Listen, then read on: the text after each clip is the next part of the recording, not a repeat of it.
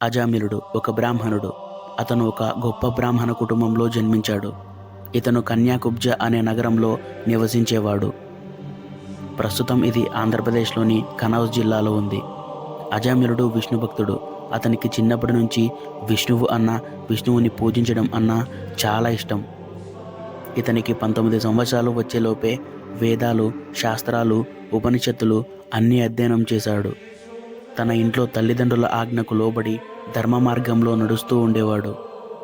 కొన్ని రోజులకు తన తల్లిదండ్రులు ఒక మంచి అమ్మాయిని చూసి పెళ్లి చేశారు. కాలం సాఫీగా జరుగుతోంది.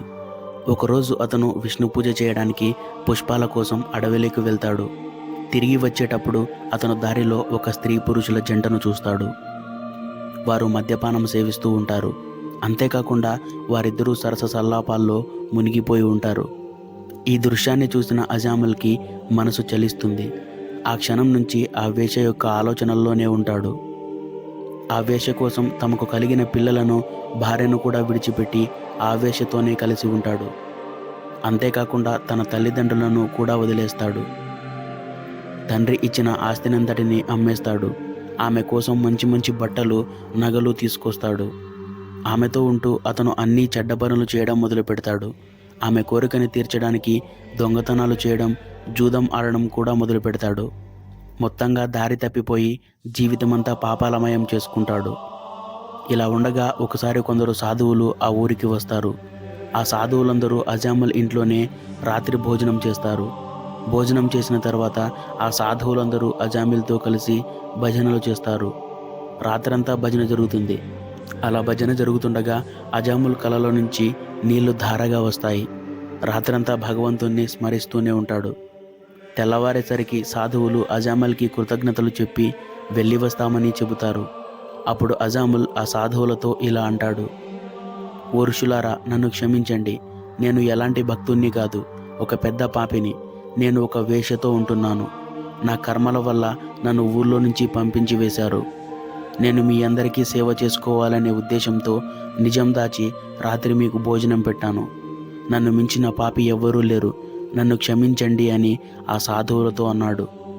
ఆ విషయం విన్నాక అజామిల్ని క్షమించిన ఆ సాధువులు "నీకెంతమంది సంతానం?" అని అజామిల్ని అడిగారు. అప్పుడు అతను "నాకు 9 మంది కుమార్తెలు ఉన్నారని" సమాధానం చెబుతాడు. అప్పుడు ఆ సాధువులు "రాబోయే కాలంలో నీకు ఒక మగబిడ్డ పుడతాడు. అతనికి నారాయణ అనే పేరు పెట్టు" అని చెప్పి వెళ్ళిపోతారు. వాళ్ళు చెప్పినట్టుగానే కొంతకాలానికి అతనికి ఒక మగబిడ్డ పుడతాడు. ఆ పిల్లాడికి నారాయణ అనే పేరు పెట్టి పెంచసాగాడు. నారాయణ అంటే అజామిల్కి చాలా ఇష్టం. ఆ పిల్లాడిని అతను చాలా జాగ్రత్తగా చూసుకునేవాడు. నారాయణ అనేది దేవుని పేరు. ఇందువల్ల అతను ముసలివాడు అయ్యాక కూడా ఆ భగవంతుని పవిత్ర నామాన్ని జపిస్తూ ఉండేవాడు. అతను జపిస్తున్నది తన కొడుకు పేరే అయినప్పటికీ అతను పవిత్రంగా మారుతున్నాడు. ఎందుకంటే నారాయణ అనే నామం చాలా పవిత్రమైనది కాబట్టి. అజామిల్కి తన మరణ సమయం దగ్గరయ్యే కొద్దీ అతను తన కొడుకు నారాయణ గురించి మాత్రమే ఆలోచించడం ప్రారంభించాడు. ఆ మరణ సమయం దగ్గరకు రానే వచ్చింది. మరణ సమయంలో అజామిల్కి ఒకరోజు వికృతమైన శరీరాలు, భయంకరమైన లక్షణాలతో ఉన్న 3 వ్యక్తులను చూశాడు. వారే యమదూతలు. అతని ఆయుష్ తీరిపోవడంతో యమలోకానికి తీసుకువెళ్ళడానికి యమదూతలు వచ్చారు. వారిని చూసినప్పుడు అజామిలుడు చాలా దిగ్భ్రాంతి చెందాడు. అప్పుడు అతను భయంతో కొద్ది దూరంలో ఆడుకుంటున్న తన బిడ్డ పట్ల తనకున్న అనుబంధం కారణంగా పెద్దగా "నారాయణ, నారాయణ" అని పిలిచాడు. అలా ఎప్పుడైతే అతను తన కొడుకును "నారాయణ, నారాయణ" అని అరుస్తాడో అప్పుడు ఒక విచిత్రం జరిగింది. అతని అరుపులు విష్ణులోకం వరకు వినబడ్డాయి. అప్పుడు విష్ణులోకంలో ఉన్న విష్ణుదూతలు భూలోకంలో ఉన్న అజామిలుడి దగ్గరికి వచ్చారు.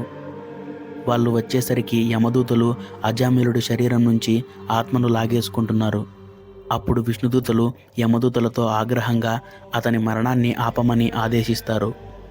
దానికి యమదూతలు విష్ణుదూతలతో ఇలా అన్నారు: "ఈ అజామిలుడు ఎన్నో పాపాలు చేశాడు. ఇతని ఆయుస్సు కూడా తీరింది. అయినా యమధర్మరాజు ఆజ్ఞను అడ్డుకోవడానికి మీరు ఎవరు? ఎక్కడి నుంచి వచ్చారు?"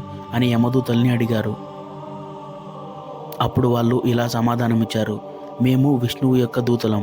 అజామిలుడు ఈ జన్మలో చేసిన పాపాలు మాత్రమే కాదు, పూర్వజన్మలో చేసిన పాపాలకు కూడా ఇప్పటికే ప్రాయశ్చిత్తం చేసుకున్నాడు. ఎందుకంటే నిస్సహాయక స్థితిలో ఉన్న అతను నారాయణ అనే పవిత్ర మంత్రాన్ని జపించి తన పాపాలను కడిగేసుకున్నాడు. అందుకే విష్ణువు ఆదేశాల మేరకు అజామిలుణ్ణి కాపాడడానికి వచ్చామని వారు యమదూతలతో చెప్పారు. అంతేకాకుండా విష్ణుదూతలు అజామిలుణ్ణి యమదూతల బంధనం నుంచి విడిపించి అతనిని మరణం నుంచి రక్షించారు. భయం నుంచి విముక్తి పొందిన అజామిలుడు వెంటనే స్పృహలోకి వచ్చి విష్ణుదూతల పాదాలకు తల వంచి వారికి నమస్కరించాడు. వారు అతనిని యమదూతల నుండి రక్షించినందుకు వారి ఉనికిని చూసి అతను చాలా సంతోషించాడు. అజామిలుడు వారితో ఏదో చెప్పడానికి ప్రయత్నిస్తుంటే వారు అకస్మాత్తుగా అదృశ్యమైపోతారు.